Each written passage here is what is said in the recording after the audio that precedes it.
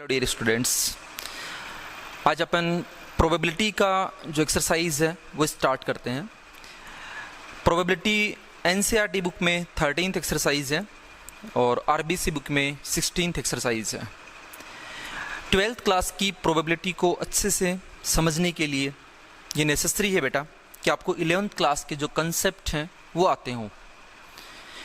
अब 11th class की concept का मतलब जैसे स्टार्ट करा था अपन ने क्लासिकल थ्योरी ऑफ प्रोबेबिलिटी, तो उसमें प्रोबेबिलिटी में किसी इवेंट की हमने ये देखा था प्रोबेबिलिटी कैसे फाइंड करते हैं। तो उसके लिए अपन को फेवरेबल आउटकम्स चाहिए, टोटल आउटकम्स चाहिए। तो फिर अपन राइट करते हैं कि probability of any event is equals to favourable to event और अपॉन में कौन एग्जिस्टिव इवेंट्स या फिर टोटल पॉसिबल आउटकम्स। तो ये जो वर्ड्स अपने पास है, फेवरेबल आउटकम है, एग्जिस्टिव आउटकम है, एग्जिस्टिव इवेंट्स है, इसका जो क्लासिकल थ्योरी है प्रोबेबिलिटी की, उसके बाद में एक्सपेरिमेंट किसको बोलेंगे, रैंडम एक्सपेरिमेंट किसको बोलेंगे, म्यूचुअल एक्सक्लूसिव इवेंट्स किसको बोलते हैं, ये सारी चीज़ें आपने 11th क्लास में अच्छे से स्टडी कर रखी हैं। हो सकता है आप उनको भूल गए हों, तो आपने नोट करा हुआ है। नोट नहीं कर रखा तो बुक है आपके पास, उनसे एक बार वापस उन सारे कंसेप्ट को रीड कर लीजिए, अच्छे से समझ लीजिए, तो 12th क्लास में आपको स्टार्ट करने में जोर नहीं आएगा। 12th क्लास में अपना जो प्रोबेबिलिटी का टॉपिक स्टार्ट होता है वो कंडीशनल प्रोबेबिलिटी से स्टार्ट होता है।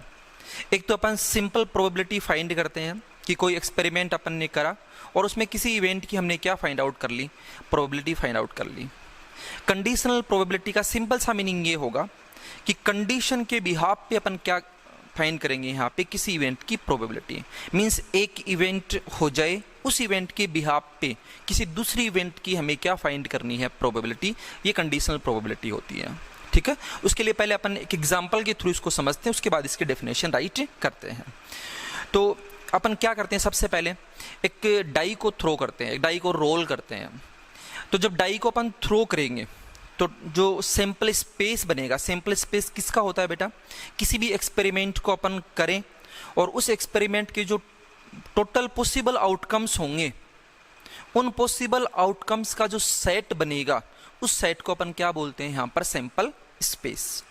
तो ये अपने पास यहाँ पे फर्स्ट में मैंने यही राइट करा है यहाँ पर कि consider the experiment of rolling a fair die once.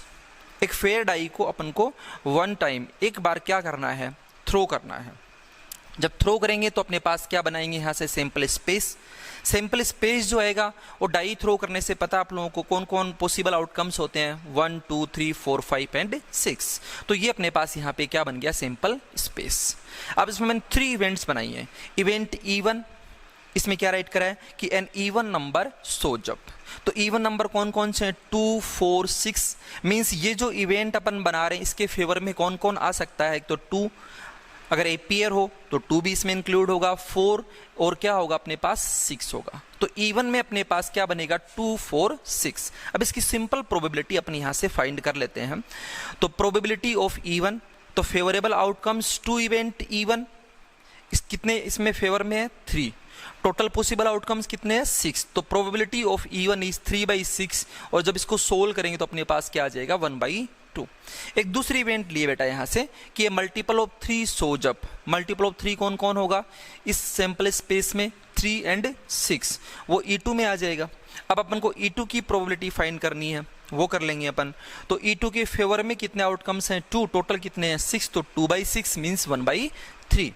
एक और इवेंट अपने ली यहाँ पे E3, A number is greater than 3 shows up। Greater than 3 होते हैं बेटा 4 5 एंड 6, वो बना लिया अपन ने यहाँ से। इसकी भी प्रोबेबिलिटी फाइंड कर ली, 3/6 इज इक्वल टू 1/2। ये आपने 11th क्लास में स्टडी करा हुआ, ऐसा सब पूछना, इसको समझाने की मुझे ज़रूरत नहीं पड़नी चाहिए यहाँ पे।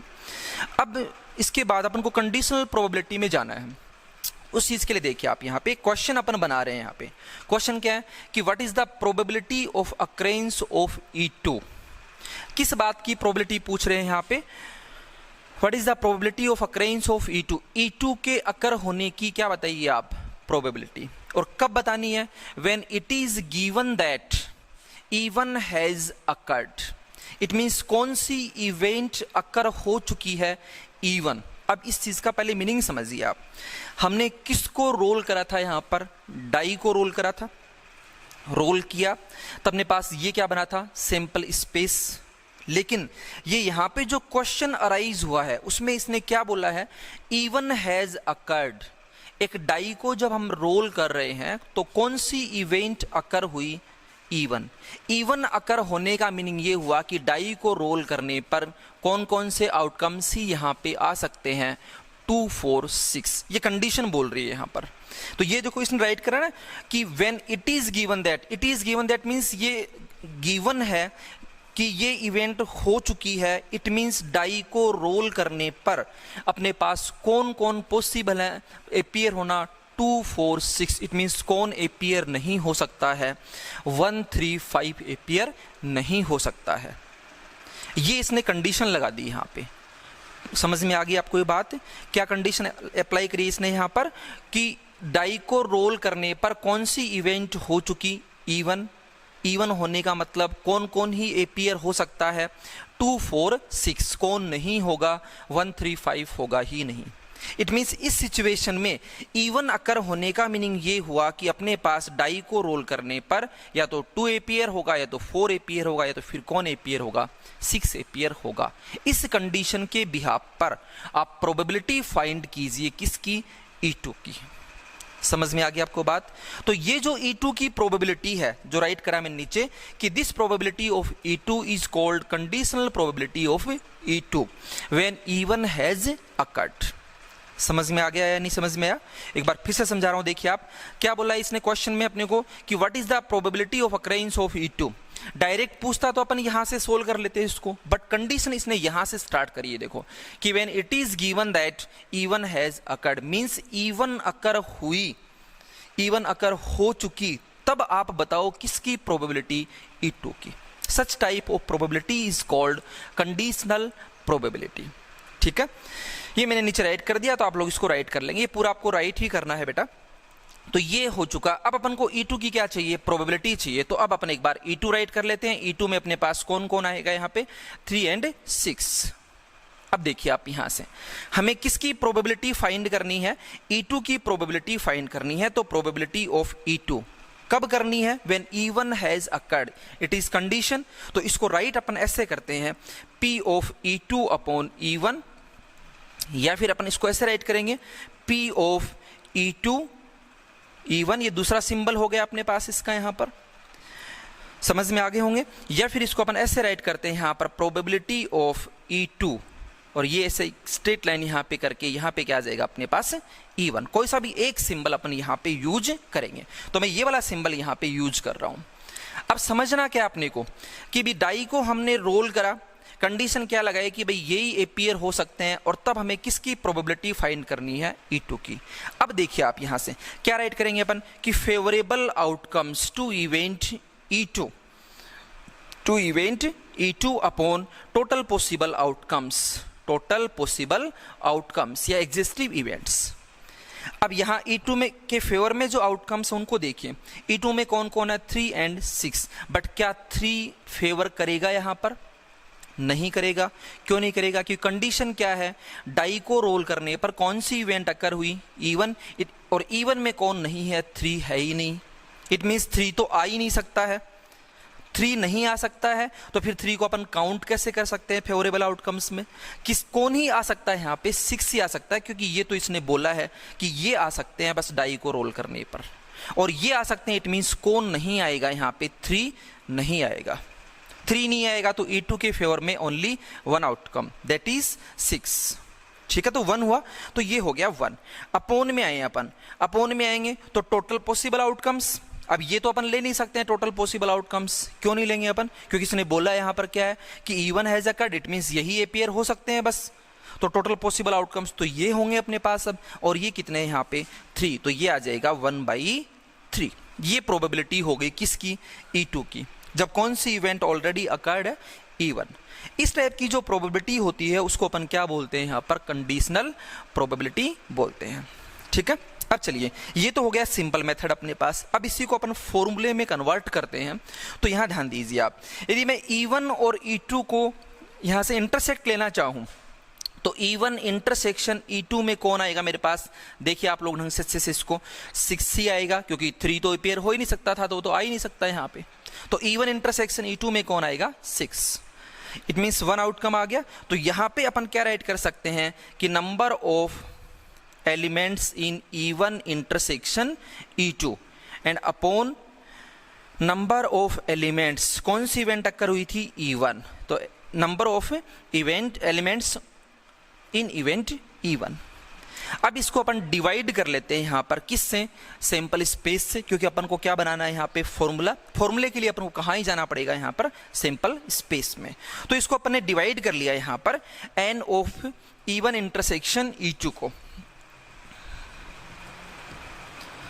हमने डिवाइड कर लिया NR और DR दोनों को किससे, n of E1 intersection E2 upon n of S upon n of E1 upon n of S।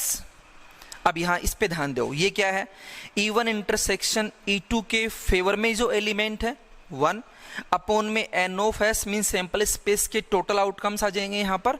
तो ये ऊपर यहाँ पे किसकी प्रोबेबिलिटी बन गई, E1 इंटरसेक्शन E2 की। अपॉन में यदि अपन आए तो number of elements in E1 upon में कौन है यहाँ पर फिर n of S means sample space. तो ये यहाँ पे किसकी प्रोबेबिलिटी को बना रहा है, E1 की प्रोबेबिलिटी को। इट मीन्स ये किसके इक्वल हो जाएगा यहाँ पर, probability of E1 intersection E2 upon probability of E1, ये फॉर्मूला होगा। तो ये आपको डायरेक्ट ध्यान में रखना। अपन क्वेश्चंस जो मैंने पहले बताया था उस मेथड से भी सोल्व कर सकते हैं और अपन क्वेश्चन को फॉर्मूले के थ्रू भी सोल्व कर सकते हैं। तो अपन यहाँ पे इस टॉपिक में क्वेश्चंस जो हैं उनको फॉर्मूले के थ्रू ही सोल्व करेंगे। कॉम्पिटिशन में जब बैठते हैं तो आप डायरेक्ट भी कर सकते हो इन सबको, ठीक है। तो देखिए आप, probability of E2 when E1 has occurred, formula क्या बन गया, इन दोनों के इंटरसेक्शन की प्रोबेबिलिटी अपॉन जो अपॉन में यहाँ पर है उसकी प्रोबेबिलिटी। ये अपने पास कंडीशनल प्रोबेबिलिटी का यहाँ पे क्या बन गया, फॉर्मूला बन गया। तो कंडीशनल प्रोबेबिलिटी का मीनिंग समझ में आ गया होगा। अब आपको इसकी क्या राइट करनी है, यहाँ पर डेफिनेशन राइट करनी है। पहले ये पूरा राइट आप कर लोगे, उसके बाद आप आओगे कहाँ पर, डेफिनेशन में। तो देखिए आप बेटा इसकी डेफिनेशन क्या है यहाँ पर, उसके बाद में अपन देखेंगे यहाँ पर डिपेंडेंट और इनडिपेंडेंट इवेंट्स। तो ये आप डेफिनेशन यहाँ पे राइट कर लोगे। डेफिनेशन क्या बोल रही है कि let E and F be two events associated with the same sample space of a random experiment. एक रैंडम एक्सपेरिमेंट अपन ने करा। अच्छा, रैंडम एक्सपेरिमेंट का मीनिंग क्या होगा कि जब भी कोई एक्सपेरिमेंट अपन करें उस एक्सपेरिमेंट के जो पॉसिबिलिटीज है वो मोर देन 1 होनी चाहिए, क्योंकि अगर एक ही हुआ तो फिक्स हो जाएगा। तो एक तो पॉसिबिलिटीज जो है वो क्या होनी चाहिए, मोर देन 1 होनी चाहिए। और दूसरा क्या होगा कि जब तक एक्सपेरिमेंट कंप्लीट नहीं होता है अपन ये प्रेडिक्ट नहीं कर पाए कि भी कौन सा आउटकम यहाँ पर अपीयर होगा, कौन सा इसका रिजल्ट आएगा, ये अपन प्रेडिक्ट नहीं कर पाए। मींस किसी भी एक्सपेरिमेंट के रिजल्ट को जब तक एक्सपेरिमेंट कंप्लीट नहीं हो अपन प्रेडिक्ट नहीं कर सकते। रिजल्ट आने के बाद में ही अपन बता सकें कि देखो ये रिजल्ट आया है। तो ऐसा जो एक्सपेरिमेंट होता है उसको अपन क्या बोलते हैं, यहाँ पर रैंडम एक्सपेरिमेंट बोलते हैं। तो रैंडम एक्सपेरिमेंट के सैंपल स्पेस से 2 इवेंट है अपने पास E एंड F, ठीक है। अब इसमें इसके बाद देखिए आप, then probability of occurrence of event E when the event F has already occurred. कौन सी इवेंट की प्रोबेबिलिटी, E की। कौन सी इवेंट अकर हुई पहले ही, F, is called conditional probability of E over F and it is denoted by P of E upon F और एस P ऑफ ये वाला सिंबल, और या फिर इसको आप ऐसे राइट कर सकते हो। देखो इन दोनों सिंबल्स में थोड़ा डिफरेंस है यहाँ पे। एक तो ये अपने पास ऐसे राइट कर सकते हो आप, एक ही है ना, दोनों को अलग अलग थोड़ी है यहाँ पर, ये भी वही सेम है। और इसमें जो है उसको अपन कैसे राइट कर लेंगे यहाँ पर, ये ऐसे, ठीक है। And P of E upon F formula अभी भी अपने ड्राइव कराई है, क्या आ जाएगा, P of E intersection F upon में कौन, P ऑफ F। ये डेफिनेशन आप यहाँ पे राइट कर लोगे, ठीक है। उसके बाद देखिए बेटा आप इसी में एक चीज और समझते हैं। तो वहां पर मैंने एक और इवेंट राइट करी थी जिसको अभी तक यूज नहीं करा है। वो इवेंट क्या है अपने पास, E3 है। तो हमने क्या लिया यहाँ पे, सैंपल स्पेस लिया था 1 2 3 4 5 6, 3 इवेंट्स इसमें ली थी अपन ने। एक E1 ली थी, एक E2 ली थी और एक अपन ने क्या ली थी यहाँ पे, E3 इवेंट ली थी, ठीक है। E2 की बात कर चुके हैं अपन। प्रोबेबिलिटी ऑफ E2 हमने एक तो सिंपल प्रोबेबिलिटी यहाँ पे फाइंड करी थी और अपने पास कितनी आई थी वो 1/2। एक प्रोबेबिलिटी अपन ने फाइंड करी थी E2 की, when E1 has occurred, it means conditional probability of E2 over E1। ये हमने सोल्व करा था। इसमें अपने पास क्या आया था बेटा, यहां पर 1/2 सेम आए थे दोनों यहां पर। चलिए अब अपन बात करते हैं E3 की। तो एक तो सिंपल अपन ने प्रोबेबिलिटी यहां पे फाइंड करी थी E3 की, वो अपने पास क्या आई थी 1/2। अब उसके बाद देखिए, अब अपन कंडीशनल प्रोबेबिलिटी फाइंड करें किसकी, E3 की। कब, व्हेन E1 हैज अकर्ड। तो probability of E3 upon E1 means क्या होगा, when E1 has occurred then find the probability of E3। E1 में क्या था अपने पास, E1 में ये थे 2, 4, 6 और E3 क्या है अपने पास यहां पर, number greater than 3। Number greater than 3 में कौन था अपने पास, ये E3 है, ये E1 है।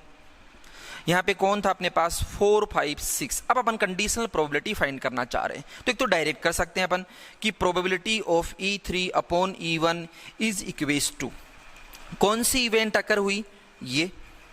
इस इवेंट के अकर होने का मतलब ये हुआ कि जब डाई को अपन रोल कर रहे हैं तो या तो 2 आएगा या तो 4 आएगा, तो क्या आएगा 6, इसके अलावा कुछ नहीं आएगा। ठीक है। और अब यहां पे देखिए E3 में कौन कौन है, 4, 5, 6। तो 5 तो अपियर हो ही नहीं सकता, इट मींस ये तो E3 को फेवर ही नहीं करेगा। क्यों नहीं होगा, क्योंकि ये तो है ही नहीं अपने पास इस साइड में। तो ये यहाँ पे 2 है, एक कौन है 4 है, एक कौन है यहाँ पर 6। इट मींस 2 फेवरेबल आउटकम्स होंगे किसके लिए, E3 के लिए। तो अपन यहाँ राइट कर देंगे 2 और अपॉन टोटल कितने यहाँ पे 3। तो प्रोबेबिलिटी क्या होगी 2/3। ये तो डायरेक्ट सोल्व कर लिया अपन ने। अभी मैंने बताया भी था आपको, जब कंपटीशन में बैठते हैं तो डायरेक्ट राइट कर दो। 1 मार्क का क्वेश्चन आता है तो डायरेक्ट राइट कर सकते हो आप। जब बड़े क्वेश्चन आते हैं बेटा तो अपन को ये है ना फॉर्मूले के हिसाब से सोल्व करना है इसको। यहाँ पर फॉर्मूला लगाओ, फिर उसके बाद सोल्व कर लो आप इसको। ठीक है। चलिए अब इसको फॉर्मूले के बिहाफ पे सोल्व करते हैं अपन। तो फॉर्मूला क्या बोल रहा है, इन दोनों का इंटरसेक्शन। तो probability of E3 intersection E1 और अपोन में कौन, प्रोबेबिलिटी ऑफ E1।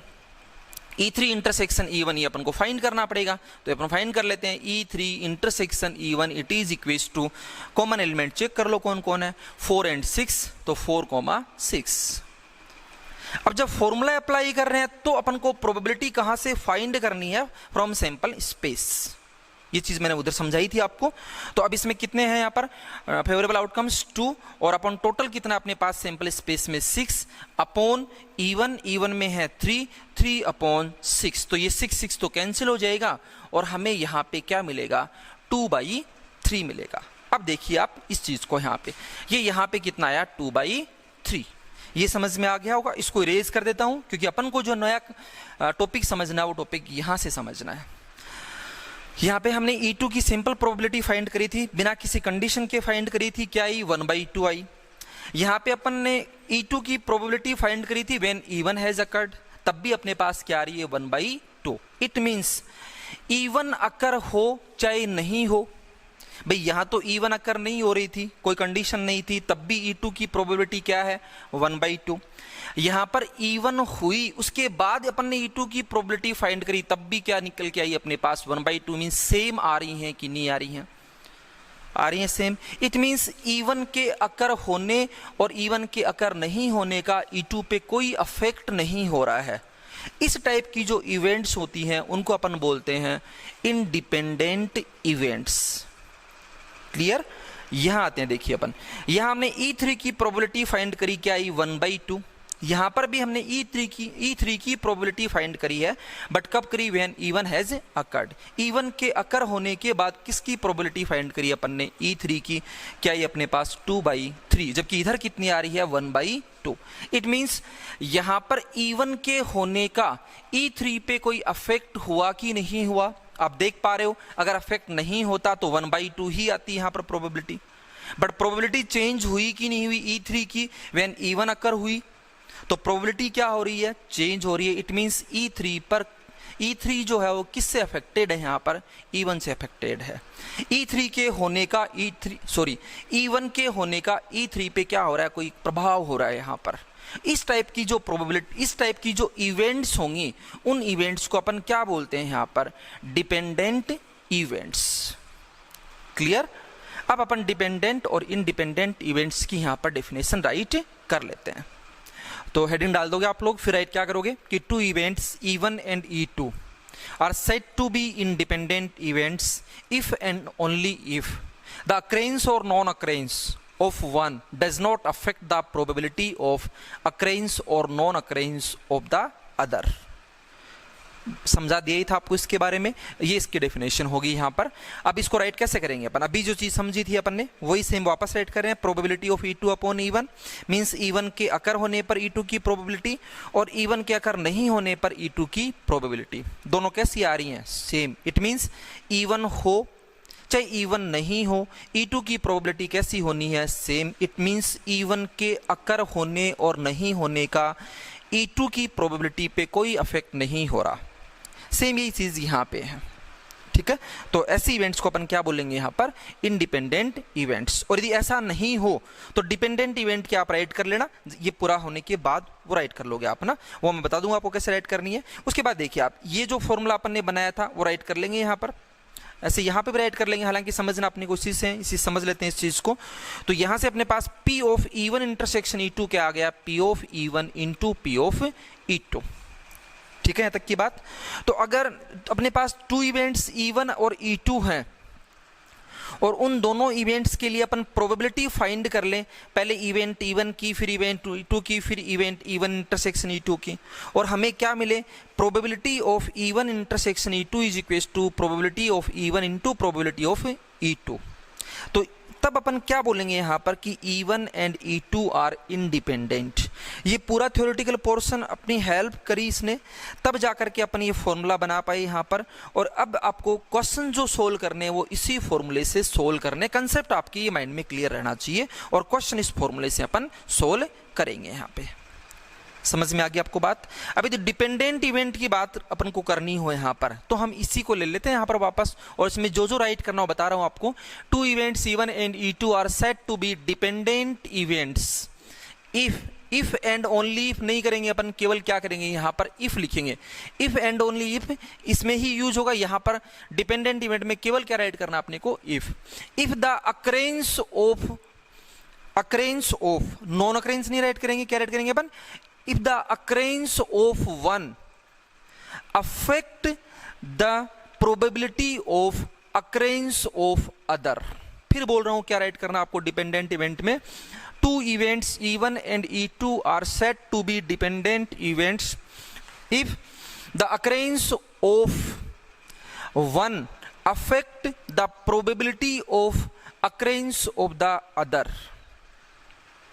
समझ में आ गया आपको, ये आप राइट कर लोगे। इसके बाद देखिए बेटा, इसके जस्ट नीचे आपको एक लाइन और राइट करनी है यहाँ पर, और वो जो मैंने समझा दी थी उसी लाइन को आप यहाँ राइट करोगे कि thus 2 events E1 and E2 are associated with an experiment are independent if and only P of E1 intersection E2 is equals to P of E1 into P of E2। अपन ने पीछे समझ ली थी, बस यही आपको right और करके रख लेना है। और यदि ऐसा हो कि P of E1 intersection E2 is not equal to P of E1 into P of E2, then events are called here dependent events। समझ में आ गया होगा, सिंपल सा टॉपिक है, अच्छे से माइंड लगा के समझोगे इजीली समझ में आ जाएगा। इसमें एक पॉइंट और अपन यहाँ पे राइट कर लेते हैं, वो राइट नहीं कर पाए बीच में, हमें माइंड से स्लिप हो गया थोड़ा सा। देखिए आप वो नोट डाल के आप राइट कर लोगे कि if E, F and G are any 3 events associated with an random experiment, then E, F and G are mutually independent if P of E intersection F is equals to P of E into P of F, means E और F कैसी होनी चाहिए, independent. P of E intersection G is equals to P of E into P of G, means E and G भी कैसी होनी चाहिए, independent. P of F intersection G is equals to P of F into P of G, means F and G भी कैसी होनी चाहिए, independent. And last में P of E intersection F intersection G is equals to P of E into P of F into P of G। तो 3 events E, F and G are said to be mutually independent events if ये 4 conditions क्या हो, satisfy हो। Means E and F क्या होनी चाहिए, independent, E and जी क्या होनी चाहिए, इंडिपेंडेंट, एफ एंड जी क्या होनी चाहिए, इंडिपेंडेंट, और ये तीनों भी क्या होनी चाहिए, एक साथ इंडिपेंडेंट होनी चाहिए। तब अपन 3 इवेंट्स को क्या बोलेंगे, यहाँ पर इंडिपेंडेंट इवेंट्स बोलेंगे। क्लियर बेटा यहाँ तक की बात। अब देखते हैं उसके बाद मल्टीप्लीकेशन थ्योरम ऑफ प्रोबेबिलिटी। ये सिंपल कंसेप्ट है, यहीं से अपन फाइंड आउट करके इसको बस राइट करना अपने को। हमने जो पीछे भी सोल्व करा था उसी कंसेप्ट को वापस यहाँ पे राइट कर रहे हैं कि if E1 and E2 are any 2 events associated with an experiment, then अपन ये राइट करते हैं कंडीशनल प्रोबेबिलिटी के लिए, या तो ये राइट करते हैं अपन कंडीशनल प्रोबेबिलिटी के लिए। यहां से देखिए अपन P of E1 intersection E2 find कर रहे हैं हम, तो इस साइड में क्या हो जाएगा, मल्टीप्लाई। अब यहां पर कौन सी इवेंट पहले अकर हुई है, E2, तो पहले E2 की probability into E1 upon E2 की प्रोबेबिलिटी। तो इस चीज को देखिए आप बेटा, यहां से ये हमने क्या करा है, probability of E1 intersection E2। यहां से हमने क्या देखा कि कौन सी इवेंट पहले अकर हुई थी, E2, तो पहले E2 की प्रोबेबिलिटी इंटू में E2 के होने के बाद किसकी प्रोबेबिलिटी, E1 की प्रोबेबिलिटी। ठीक है, तो यहां पे 2 प्रोबेबिलिटीज को अपन क्या कर रहे हैं, मल्टीप्लाई, देन हमें किसकी प्रोबेबिलिटी मिल रही है, E1 इंटरसेक्शन E2 की प्रोबेबिलिटी मिल रही है। ठीक है, तो इन 2 इवेंट्स की प्रोबेबिलिटी के मल्टीप्लिकेशन से अपन इस कंपाउंड इवेंट की प्रोबेबिलिटी फाइंड कर रहे हैं। इसी को अपन क्या बोलते हैं यहाँ पर, मल्टीप्लिकेशन रूल या मल्टीप्लिकेशन थ्योरम ऑफ प्रोबेबिलिटीज। ये ऐसे भी हो सकता है, और यदि ऐसा हुआ हो कि पहले कौन सी इवेंट अकर हुई, E1, देन किसकी प्रोबेबिलिटी, E2 की, तो ये अपने पास ऐसे बन जाएगा P of E1 intersection E2, पहले हुई E1 बाद में हुई E2। है तो वही सेम चीज कि इन 2 प्रोबेबिलिटीज के मल्टीप्लाई से अपन को इस कंपाउंड इवेंट की क्या मिलेगी, यहाँ पर प्रोबेबिलिटी। तो इसको अपन क्या बोलते हैं यहाँ पर, मल्टीप्लिकेशन थ्योरम और मल्टीप्लिकेशन रूल ऑफ प्रोबेबिलिटीज। ये आप राइट कर लोगे यहां से कि this result is known as multiplication theorem of probabilities. अब यदि यहां पर भी वही सेम चीज, यदि 3 इवेंट्स हैं अपने पास E, F एंड G, ये जो 3 इवेंट्स हैं इनके लिए मल्टीप्लिकेशन थ्योरम क्या हो जाएगी, P of E intersection F intersection G। सबसे पहले कौन हुआ, E, उसके बाद में कौन हुआ, F, कौन सी अकर हो चुकी थी, E, तो F अपॉन E। उसके बाद में लास्ट में कौन आ रहा है, G, इट मीन्स कौन कौन हो गया था, E भी हो गया था और F भी हो गया था। तो इसमें एक चीज और समझिए आप लोग कि हम यहाँ प्रोबेबिलिटी के टॉपिक में E इंटरसेक्शन F को राइट कर सकते हैं E इंटू F, और जब अपने पास E यूनियन F होता है तो उसको अपन राइट क्या करते हैं, E प्लस F। ठीक है, ये दोनों सिंबल्स आप ध्यान में रखिएगा। तो यहाँ पे जब मेरे पास P of E intersection F intersection Z की बात करें अपन, और मल्टीप्लिकेशन रूल या थ्योरम को समझना चाहें अपन, तो क्या होगा, सबसे पहले probability of E into probability of F when E has occurred, and lastly probability of Z when E and F both are occurred. ठीक है, तो E एंड F को अपन क्या राइट करेंगे, E इंटरसेक्शन F, और इसको शॉर्ट में अपन क्या राइट कर सकते हैं यहाँ पर, E इंटू F। ये चीज मैंने आपको यहां समझाई है कि P of E into P of F upon E into P of G upon E into F। ठीक है, तो ये अपने पास क्या हो गया, यहाँ पर मल्टीप्लिकेशन थ्योरम ऑफ प्रोबेबिलिटी होगी। सारे कंसेप्ट को इजीली आपको समझना है, माइंड में सेव करके रखना है, क्योंकि यही अपने को क्वेश्चंस को आगे सोल्व करवाएंगे। अगर आपको कंसेप्ट क्लियर होते जा रहे हैं प्रोबेबिलिटी के, और प्रोबेबिलिटी का क्वेश्चन समझ में आ जाता है, तो उसको सोल्व करना इजी है। कंसेप्ट आपके माइंड में है, क्वेश्चन को आप इजी बना पा रहे हो, मींस अपने माइंड में ला पा रहे हो भी, हाँ ये क्वेश्चन इस टाइप का दिया है अपने को, तो प्रोबेबिलिटी क्वेश्चन इजी होते हैं, अदरवाइज तो प्रोबेबिलिटी हार्ड हो जाती है बेटा फिर। ठीक है, तो कंसेप्ट आपको सारे क्लियर करने हैं पहले। चलिए इसके आगे का अपन देखते हैं यहाँ पे।